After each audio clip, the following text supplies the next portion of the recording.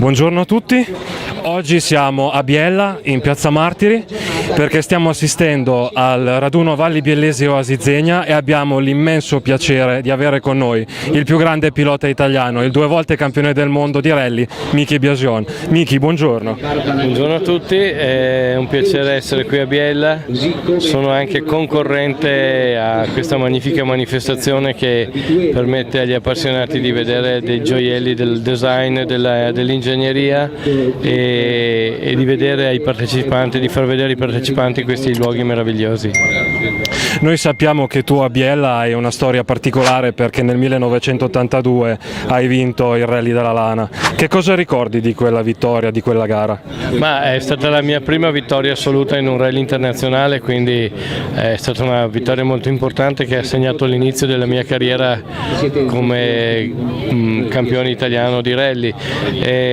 Io già avevo corso qui nel 79, primo anno di competizioni con un Opel Kadett, quindi ci sono varie tappe della mia carriera sportiva legate a Biella ed è per quello che ci torno sempre molto volentieri.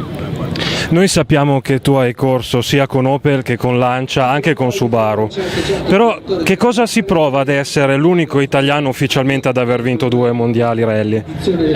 Una grande soddisfazione e anche un po' di tristezza perché effettivamente mi piacerebbe che ci fosse qualche altro giovane italiano competitivo a livello internazionale e c'è sempre la speranza logicamente che qualcuno si metta in evidenza, però mi rimane la soddisfazione che finora nessuno è riuscito a fare i risultati che ho fatto io. Senti, ma volevo chiederti, tu con la Delta sei stato in simbiosi praticamente per tanti anni. Io ti chiedo qual è il modello o comunque l'allestimento che ti ricordi più volentieri o quello che comunque ti è rimasto nella mente ancora oggi?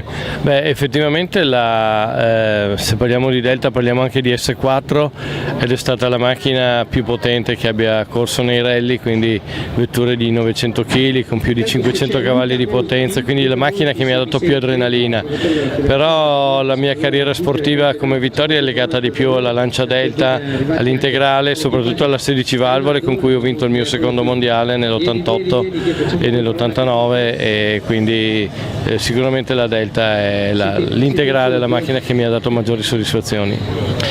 Tu a Sanremo nell'89 hai fatto una gara meravigliosa nonostante comunque la vettura all'uscita d'esordio avesse qualche problema meccanico. Ci puoi raccontare qualcosa in più?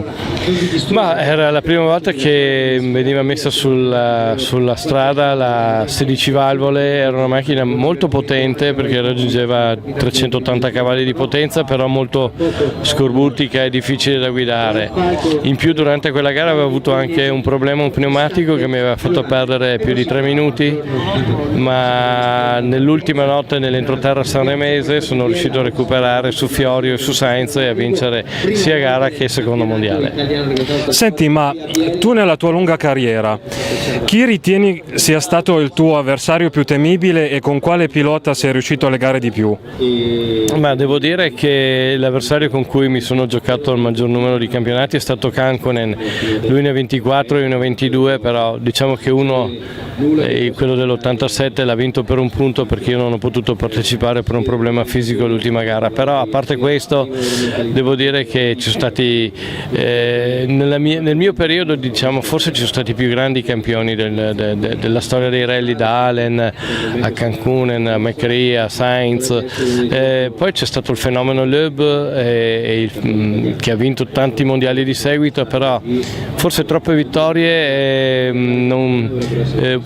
probabilmente giustificano anche l'idea di una scarsa partecipazione e aggressività da parte degli altri concorrenti, però effettivamente il pilota che ha vinto di più nella storia dei rally è stato Loeb, ma i piloti che si ricordano più di tutti da parte degli appassionati sono i piloti dei gruppi B.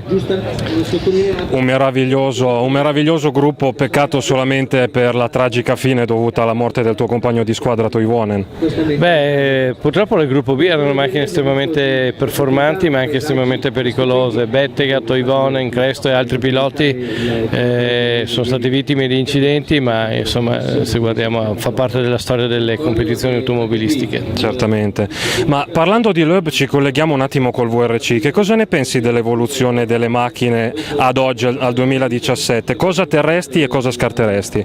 Ma i rally avevano avuto un momento di crisi, adesso stanno ritornando di nuovo abbastanza popolari, c'è un grosso lavoro mediatico alle spalle e quindi secondo me anche il futuro è abbastanza roseo. Le vetture adesso sono estremamente veloci, estremamente performanti, diciamo che sono delle macchine eccezionali. L'unica cosa che potrei dire che non amo molto dei rally di oggi è che i percorsi sono troppo brevi e le gare sono troppo corte. Beh certo, voi già anche ai tempi di Munari comunque facevate molti più chilometri rispetto ai ragazzi di oggi.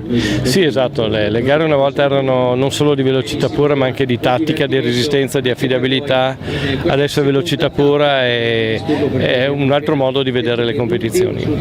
Siamo alla penultima domanda, ti chiedo, forse è un domandone questo, se tu fossi a capo della Lancia, sapendo in che situazione sta vivendo in questo periodo, che cosa faresti?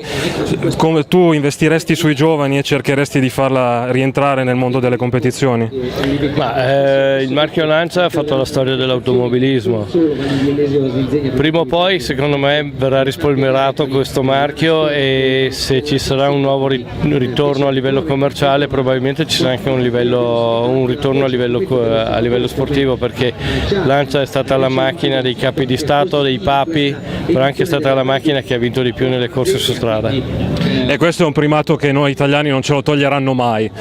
Siamo all'ultima domanda. Se tu potessi tornare indietro, quindi portare indietro le lancette del tuo orologio, che cosa rifaresti nella tua carriera? Ma rifarei tutto quanto, perché devo dire che ho vinto tantissimo e ho perso anche, ho più vinto che perso, quindi non posso assolutamente lamentarmi e rifarei tutto. Miki, grazie di tutto, ti chiedo solo un'ultima cosa, un saluto per gli amici di YouTube. Ciao ragazzi, è sempre un piacere raccontare delle mie avventure e parlare dei rally. A presto. Grazie mille Miki, abbiamo finito. Sei stato gentilissimo, davvero, grazie.